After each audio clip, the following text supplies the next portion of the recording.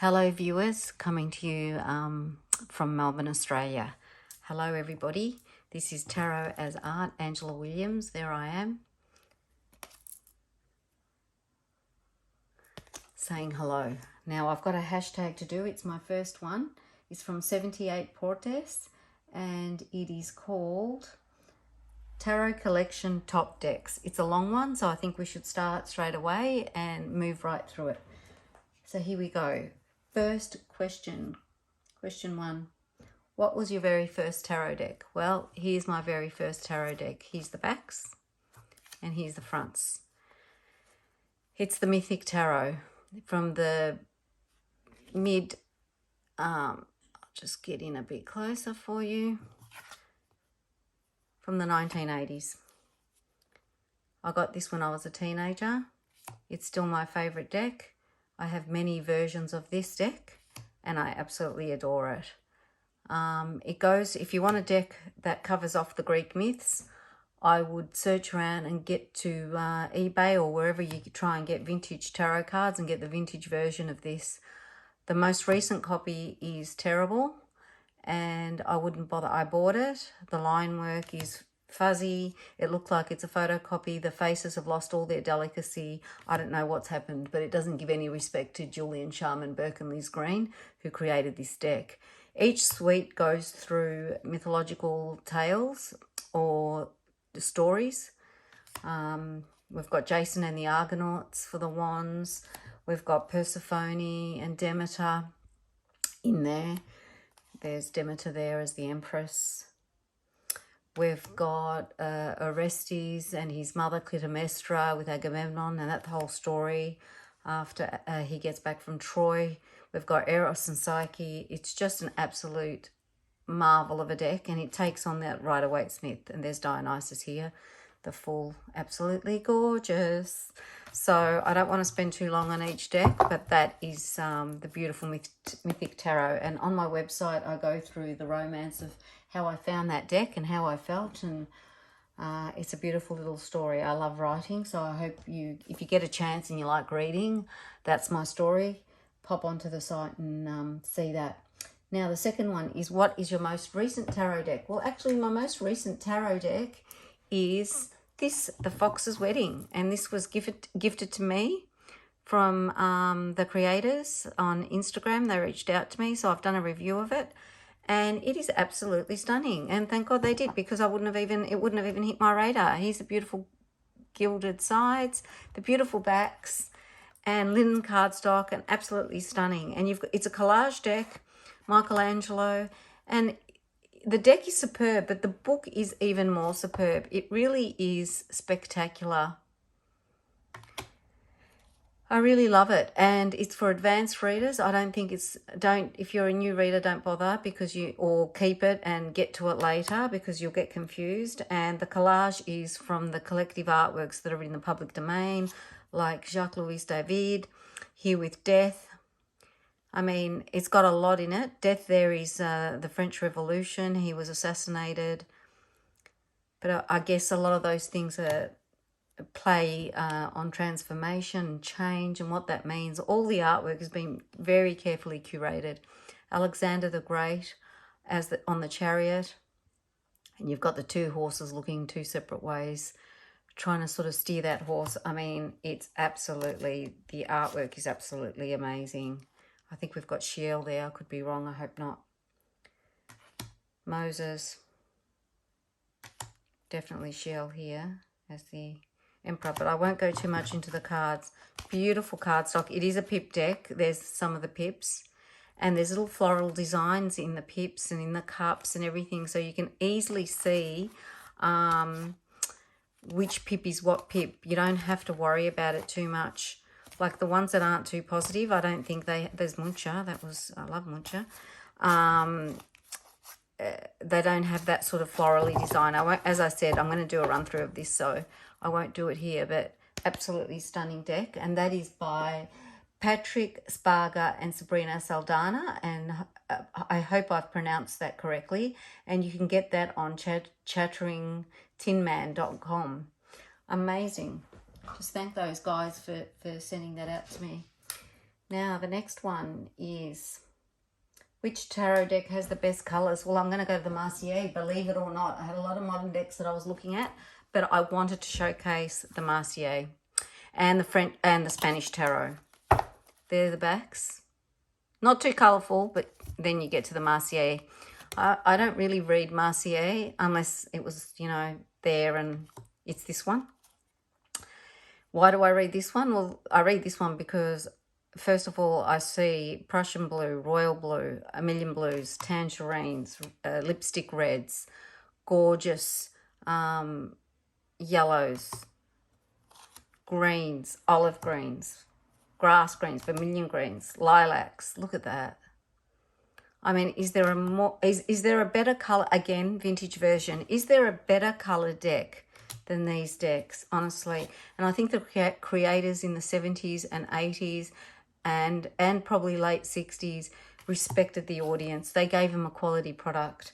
I see some of the decks that come out now, mass market. Sorry, there's that. And they're not great. In terms of line work, clarity, colour, I don't know what's happened, but this is just a beautiful deck. I could go on and on. Look at that. I don't have many backups of decks. I mean, I have a lot of decks, but I don't want to have a lot of backups. But the Spanish Tarot is definitely a Marseille. I haven't got many Marseilles, and I want 2 copies of that, so that tells you the whole story of how much I love the colours in that deck. I just can't stop raving about it. Again, the vintage version, not the modern version. What tarot deck has the best faces? Okay, well, you know, this will be a controversial one because this is another 70s deck. It's a kitsch deck, very kitschy, but the faces are absolutely amazing, and I love it. And I can't stop looking at it. And it is a tarot of meditation, Marty Jaeger. There's the gorgeous backs. And here's the faces. Look at that Justice. She's just stunning. All the girls are topless. I don't know why. It's gender fluid. It's gender fluid, or, you know, it's camp. Look at that face. Look at that face. D'Alessandro in Andy Warhol. I don't know what the influence was. The gorgeous High Priestess. I think that's a gorgeous High Priestess sitting between, you know, those pillars of mercy and severity, or the pillars of Solomon. Again, we've got topless girls. Beautiful, beautiful faces though. Strength, probably one of my favourite strength cards ever. She's got the lemon skate, or the infinity symbol on top of herself. The lion's gorgeous as well. What's going on here? We've got the King of Pentacles sitting on, I don't know what. Is it a toilet seat? No, it's a pentacle. Oh my God, is it Cat Stevens? It's gorgeous. Look at that. I mean, you can't beat the faces on this thing. It's just, here we go. Oh my goodness. You got to respect these decks. It's just gorgeous, and a few more. I really recommend it. It is a vintage deck, and it's not easy to get sometimes, but if you can get your hands on it, please do. It's absolutely gorgeous. So that's the best faces in a tarot deck.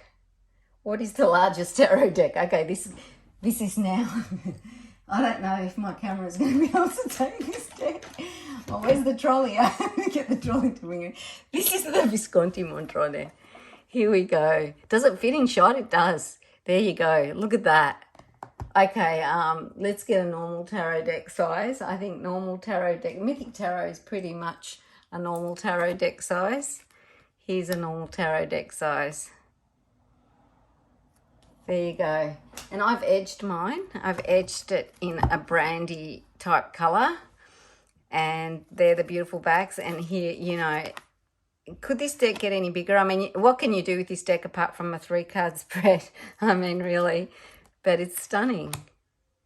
There is the Visconti Sforza as well, and that is also quite stunning. This is the sort of gilded gold, glamorous version. I mean, can you get any better than this? I don't think so. But you certainly can do a 3-card spread with it.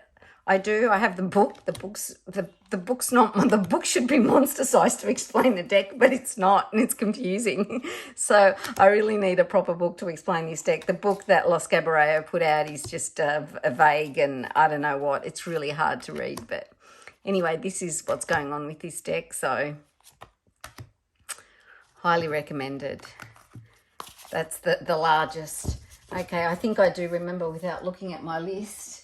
Although I've got the second phone here sort of with 78 Portes's lovely numbers and selections here. So what is the smallest tarot deck? Okay, the smallest tarot deck. Well, here we go. Here you go. This is edged again by me in sort of a pale gold.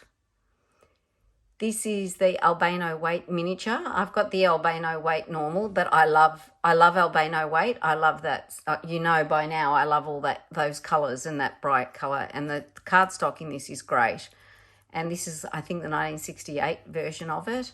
And there's these. I use these for clarifiers. Look at those sort of violets and crimsons and the greens. I mean, look at these 70s colours. Look at that sky. Don't you just want to, didn't you just have a kitchen like this? So this is this is just gorgeous. I love this moon. I love the colours. Look at that. Yellow and purple, two opposite colours. Just gorgeous. It's great. It's great for clarifying because you can just work around the main card and see what's going on when you have this type of a size. I have many small decks, but this is probably the smallest. So I'll finish off here or else I'll go on forever. There's death. Look at that with the red sky. Honestly, it's just delicious. Just delicious. So that's Albano, the smallest deck in the world. I'll just rest that on the biggest deck in the world. What the hell? Oh my God. And okay, who has the best court cards? Okay, well, this will be interesting because I don't think people will register with this one, but again, this is an 80s deck, and I'm a movie, apart from being a tarot enthusiast and reader and collector and the rest, I'm also a movie buff, old movies especially, and I always have been since I was a young girl. So I love the faces on this particular deck, and this is the Cosmic Tarot, and I can never pronounce the maker's name, which I can list it below when we get the time, but here they are. This is Clark Gable. Oh, Clark Gables. My apologies. This is Sean Connery, who I absolutely adore, as the King of Wands. This is Greta Garbo as Princess of Cups. Greta is in a few of these. She was a silent film star, absolutely stunning. I have a book on many books on her, and that's a pose that she did take, and that totally reflects her. I think he's done a great job. This is Clark Gable here, King of Cups. Greta Garbo again, Queen of Pentacles. This is in the violets, is Alain Delon. Very interesting. I'm sure it's Alain Delon, absolute icon in France, made a million movies. His first movie was playing Ripley, and it's called Purple Noon. And I think that's maybe why he's picked these sort of beautiful violets and purples. I'm not sure, but he certainly was a very, I mean, there's a little snake there. It's not exactly a Carduce, but he certainly is a very duplicitous, seductive character, which I believe the Prince of Cups can be. It's a gorgeous card, and I think it's perfect for him. Queen of Swords, that's Ingrid Bergman. A Queen of Wands, I think that's Gina Lollobrigida. I just can't get over his penmanship and his line work. I mean, Rita Hayworth here, just gorgeous. I think that's Paula Negri, another silent movie star. Oh, they're the beautiful backs. Look at that. Stunning. Silent movie star, very interesting. Guru Bob. Okay, we're going into the Hermit now, so we're out of the court cards and into like Guru Bob. I mean, really. I'm not going to say anything, but that's gorgeous, absolutely gorgeous deck there. So, most beautiful faces. Let's see the next hashtag. That is, oh, well, best court cards, not most beautiful faces, but it could be. I was tossing up between those two. So, what is your most worn out deck? Well, we all saw it already. My 1980s Mythic, cards are going everywhere. Mythic Tarot. Look at this. I mean, look what happened. What happened? What happened? That's what happened. This is like years and years of use and crappy cardstock, to be honest. It's not the best cardstock. It's very cardboardy. I do have a version of it that's better. I have also the purple backs, but the purple backs are, I think, even worse than this. And but I have a black back deck that's got the year on it, and that's a bit more, it's got more give in it. And I tend to use that one. I don't use this one anymore because I think it's going to fall apart. But certainly I still use it, and certainly it looks just, I mean, you can't fix that. And I think edging them does help them. So that's something, you know, I might have kept it, but I didn't edge in those days, of course. I mean, I only started edging when I watched Tarot Tube and saw everybody else edging. I thought, oh, I like it. I like it. So what's the next one? Most esoteric tarot deck. Well, I've got to agree. I watched 78 Portes and I totally agree with what he's saying. There's the most esoteric deck in the world. Here we are. This is, again, probably my second tarot deck from the night. I bought it from the 1980s, late 80s. I was very young again.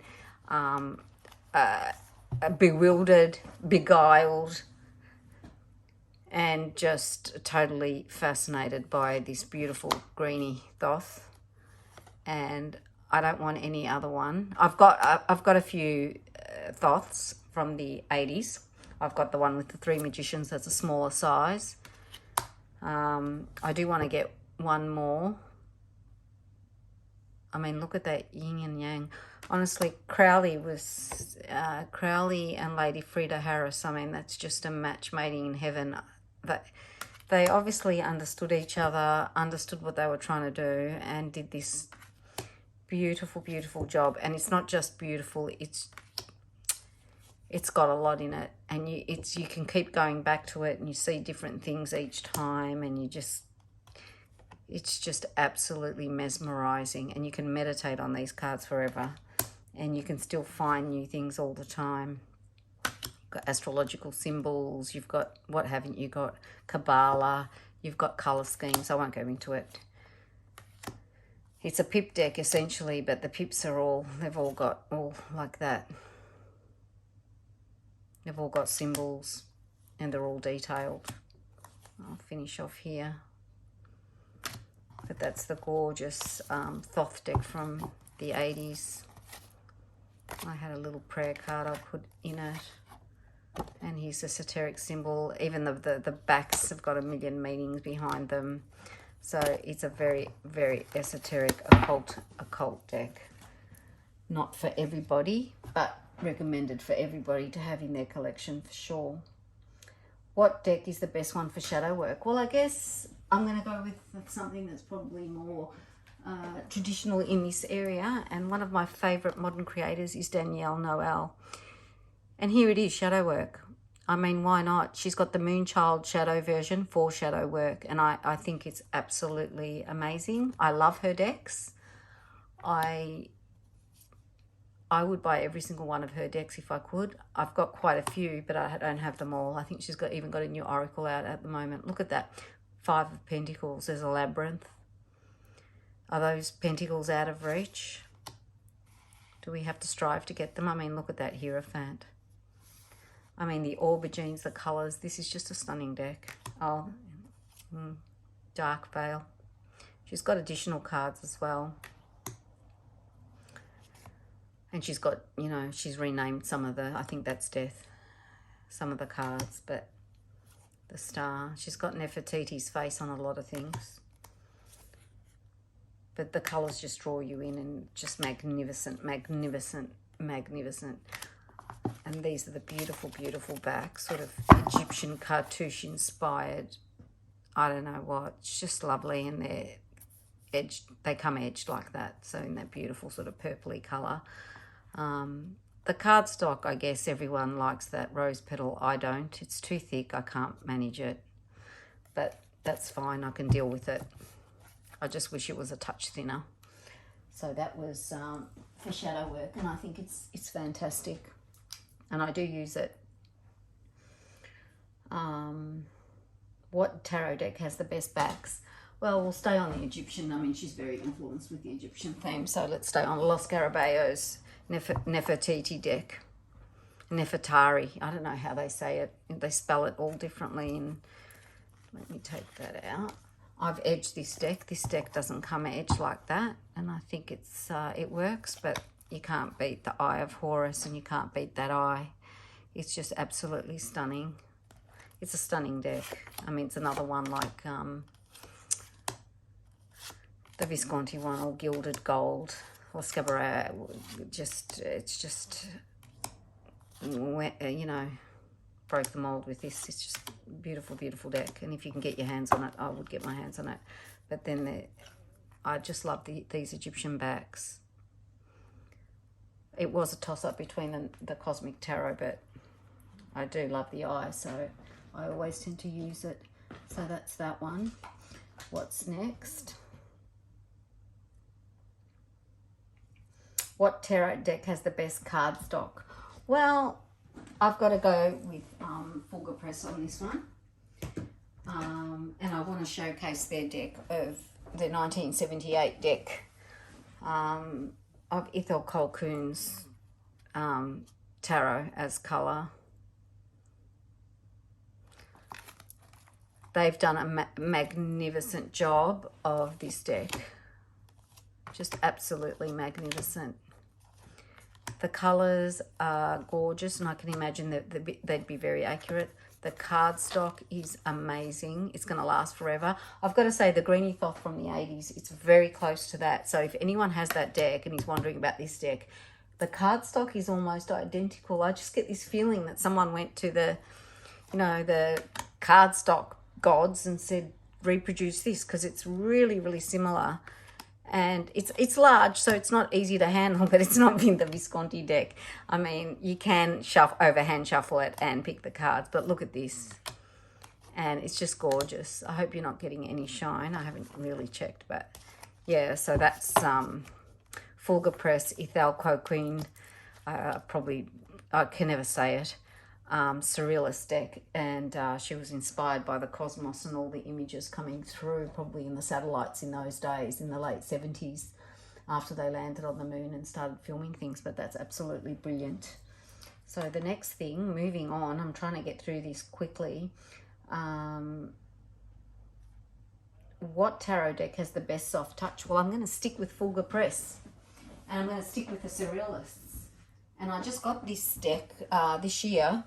It was first created in the mid-1950s, 1955, by Leonora Carrington. She's a Surrealist artist. And these are as silky, a tiny bit thinner, I think. Maybe I'm wrong. They might not be, but they're certainly silky. And the backs are just like butter. And they're silver and they're gorgeous. And Fulgur Press did a second version of the printing of this. And I just love it. I just think it's the most beautiful deck. It's majors only. She was an occultist. She was, I think, interested in all the writings, as Ethel was, with the Golden Dawn and all of that. And these are fully loaded. They're not full metal jackets. Let's call Crowley's deck a full metal jacket of occult symbolism, because I don't think he left anything out, but she certainly has a lot in hers as well. And I wanted to showcase Fulgur's great job of this. Second to none. Second to none. That strength, look at that. Anyway, that's that one. Most silky touch. And it is the most silky touch. What's the next one? What tarot deck has the best sound when you shuffle it? Well, this is going to shock everybody, because there's probably a lot of decks that do. But for me, and I showed this on my Instagram already, but Travis McHenry's Magicians, Martyrs and Madmen, the indie version. I don't know about the non-indie version. It may be just as good. Certainly the Vlad Dracul deck, that's non-indie, shuffles like a dream, holds in my hands like a dream, and is one of the perfect sizes for my small hands. But this is Travis's indie version. The beautiful backs, they're sigils. And these are the cards. I'll show you a flu and then I'll give it a bit of a overhand shuffle. I don't bridge shuffle, and I don't really riffle shuffle, because I think it's too damaging on the cards. I'm a collector. I can't do it. But certainly this is beautiful linen stock. And it just doesn't fall out of your hands. It's just absolutely lovely. But let's listen.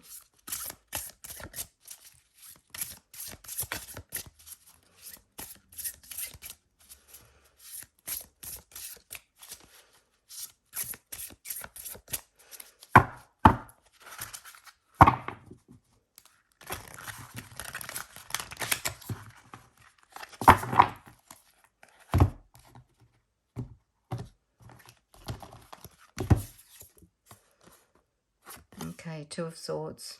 Gorgeous. Well, his head's off. So it's Sir Thomas More. Okay.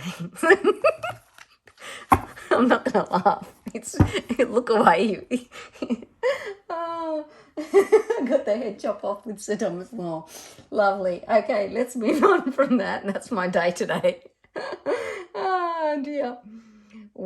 Which of your tarot decks is the most misunderstood? Well, you know, let's get back to Crowley. I mean, seriously. I mean, let's just move on and let's, I mean, I think 78 Portas also, look, I was going to talk about Dali and Dali's deck. I think Dali's misunderstood, not the deck. And I just wanted to give Dali a shout out because I know he's not that popular, but we still love his deck and it's part of who he is. But this is the most misunderstood deck because no one can understand it. So, of course, it's misunderstood.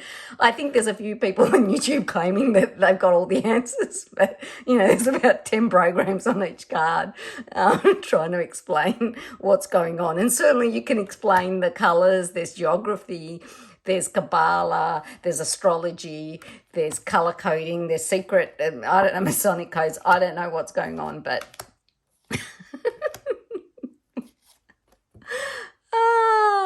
what's going on? You just got to ask yourself.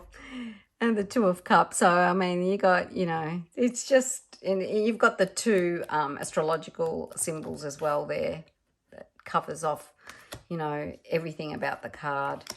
You can do deacons with this card. It's got the Hebrew letters on the cards, the yin and yang.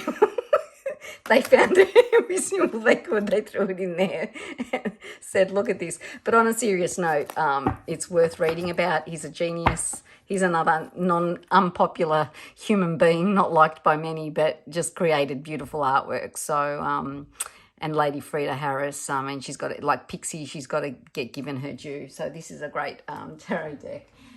But nobody understands, which is great. I'll probably get ribbed on that. Which is your most ancient tarot deck? We'll have to go back to get the trolley because the most ancient tarot deck, I think, well, I'm not 100% sure, but I think it is the Visconti Mondrone, this one. I don't know if Sforza, there's a Sforza, I don't know if that one's actually older than this one out of the two, but certainly it's the same family and they were very, the Duke of Milan, I mean, that's the whole Milanese community sort of draws back to the Duke and how he was running the place. And the Sforza one, I think, was in commemoration of the marriage of the two families with some of the children or one of the children. But I've got that one as well, but I'm pretty sure this would be older than that one. I also have the Sola Busca, but I've been reading lately that there's another misunderstood deck. I've also been reading lately that's not as old as this, and I think it's still 1400s, but not quite as old as this one. So I didn't bring that one out. So let's get the trolley and push that one back out. I need to do my push-ups. All right. Which tarot deck is the most surprising, good or bad? Well, this is going to surprise everybody. And I didn't mean to pun on that, but for me, quite honestly, it was the Meriel. Beautiful backs, the Ouroboros. Snake eating itself. And I watched a million YouTubes on this and thought, oh, I don't like that deck. What the hell is all that? I just thought, you know... At least, it wasn't a matter of not understanding it. I mean, I didn't understand Crowley, but the minute I saw it as a teenager, the Thoth deck, I wanted that. I mean, I saw this and I thought, big deal, what's with the wolf? Everyone likes the wolf. What's with all... Anyway, he went cheap on somewhere and I got it. It came in this big ugly box. I hate those. Just give me a tuck box, will you? And this hasn't got a tuck box. It goes in this big box, and now I have to find something to put it in. It's got a great book, outstanding. Look at this card. Oh my God. I saw this card and it brought shivers up my spine, the whole deck. I fell in love. I did an interview spread and fell in love with this deck. It surprised me, its intensity and the power that's in these cards. This will be a modern classic. I'm getting shivers now talking to you. I mean, one minute I'm laughing and the next minute shivers are coming up my spine because it stops me dead in my tracks. And I really don't know why. I'm trying to figure this out. Look at this Queen of Swords. It's a very deep deck. Nine of Wands. And the book is outstanding. Outstanding. So, yeah, surprised me. Always give a deck a go and hold it in your hands. Beautiful gilding as well, so that keeps it. I love it. Why not gild them? Give them a go. So, what's the next one? Which tarot deck has the best purchase story? Aha, this one's in the cupboard. I didn't bring it out. So it must have been a Freudian slip. So I'll quickly grab it. Yeah, that means you'll see the beautiful box. Maybe that was the Freudian part of the slip.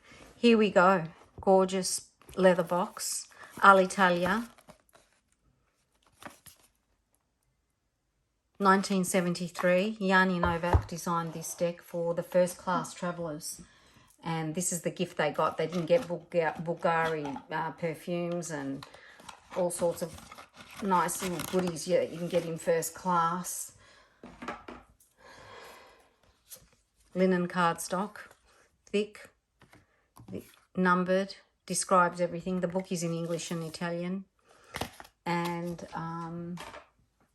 the purchase story behind this is, it was my birthday last year, and there I was having my eggs, saying I'm not looking at any social media, no, and the phone sort of pinged with an alert, so I must have had this on eBay on alert or something. And the seller dropped his price or did something, you know, it was one of those things. Anyway, started a conversation with him. My husband's just looking at me weird and I thought, oh God, what's going to happen here? And it was quite expensive and I'd already gotten my real present, and this became my real present because I started a conversation. We negotiated it down to something quite reasonable, and I got it. I love Italian art. I love this deck. You can read it easily. Everything's numbered. It's great. I absolutely love it. And anyway, the ping started. Thank God I looked, and it came within like a week or something, and it was just a great experience buying it. He was a lovely seller, and honestly, it hasn't been used. I reckon someone was, you know, grabbed it as a gift, threw it in their Gucci bag, went off with their big fur jacket and their big hat from 1972, probably smoking in the cabin, but chucked it in some beautiful desk and never used it. Is white and has never been used. I absolutely adore it. It's one of my, you'll have to pry this out of my cold dead hands. And there's Alitalia when, you know, when travel was travel and it was glamorous and it was something else. It wasn't all about, I don't know what it is now. Not just getting there, but getting there with style, I guess.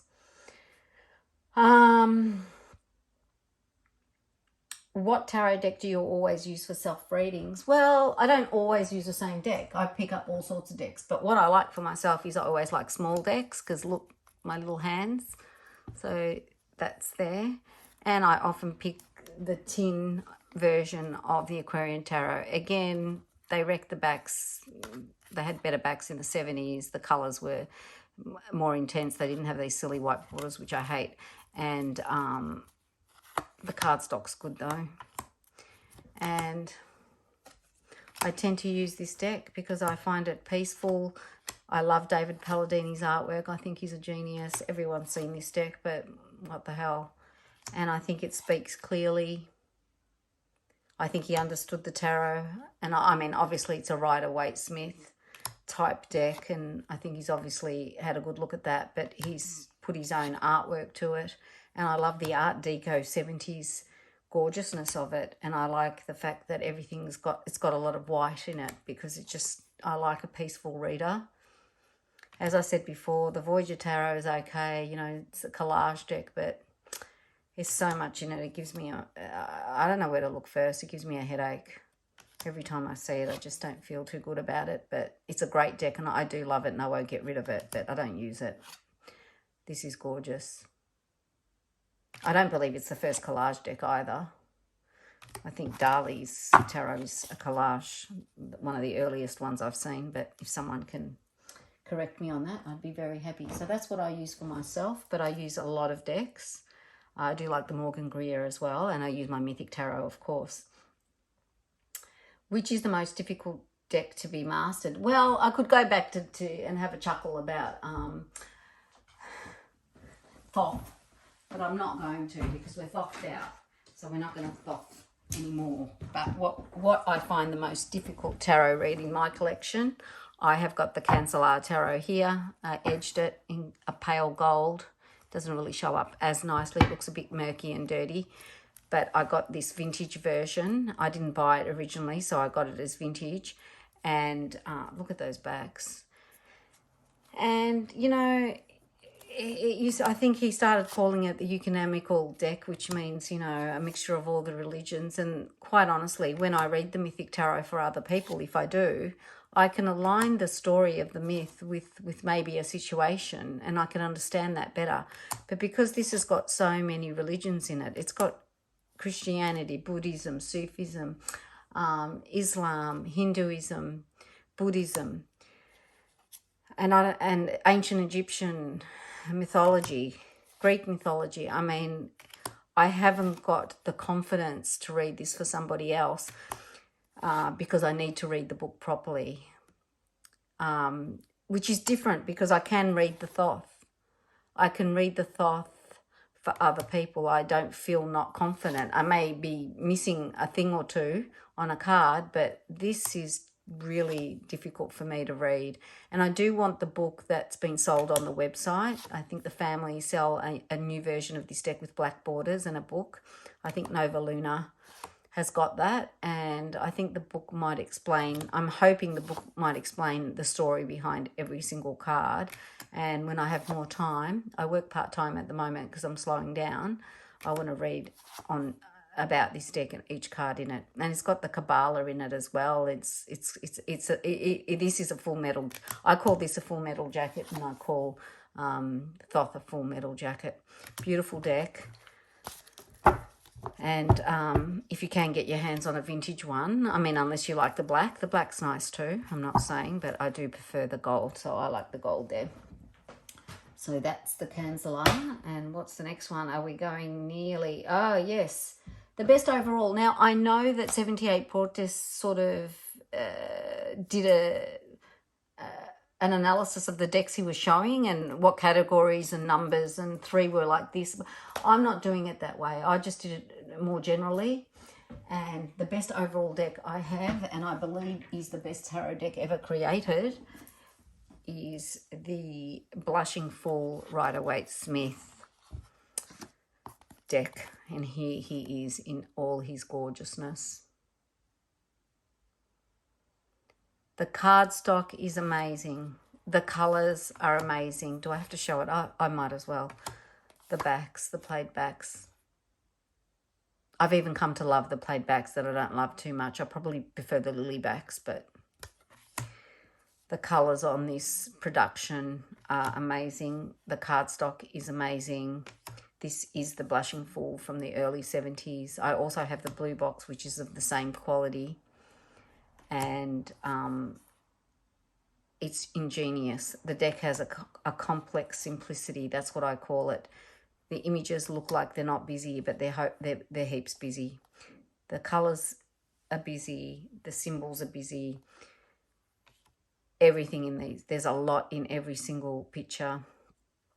And I believe that without this deck, tarot would have a hole in its heart. this deck has been the greatest influence on tarot in the history of tarot, I believe.